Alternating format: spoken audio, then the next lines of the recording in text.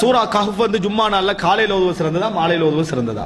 இந்த ஹதீஸை பொறுத்த வரைக்கும் அது ஹதீஸ்களை அறிஞர்களுக்கு மத்தியில் கருத்து முரண்பாடு இருந்தாலும் இது ஆதாரபூர்வமான செய்தி. இது ஆதாரபூர்வமான செய்தி இந்த கஹ்ஃப் என்பது சூரத்துல் கஹ்ஃப். ஆனால் ரசூலுல்லாஹி ஸல்லல்லாஹு அலைஹி வஸல்லம் அதில் நேரம் குறித்து என்ன செய்யல, இதுலையும் சொல்லல. நம்ம ஒரு நேரத்தை குறித்து பழக்கப்படுத்திக் கொள்றது நல்லதில்லை. கூட்டமாக சேர்ந்து தனியாக நம்ம ஒரு நேரத்தை குறிச்சுக்கிறது வேற. நான் ஒரு 10 மணிக்கு ஓதிடுவோம் என்ற டைம் டேபிள் வச்சுக்கொள்வோன்றது வேற.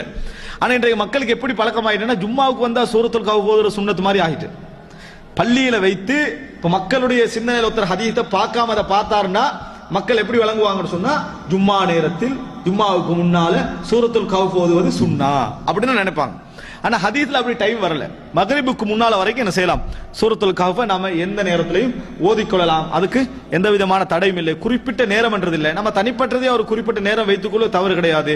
சமுதாயத்தில் அது ஒரு அமல் வடிவம் எடுக்கிறது என்னது, அது நல்லதில்லை. ஆனா எனி டைம் நம்ம ஜும்மாவுக்கு முன்னாலோ ஜும்மாவுக்கு பின்னாலோ அசருக்கு பின்னாலோ காலையிலோ எப்போ என்ன செய்யலாம், சூரத்துல் கஹ்ஃப் நம்ம தாராளமாக ஓதிக்கொள்ளலாம்.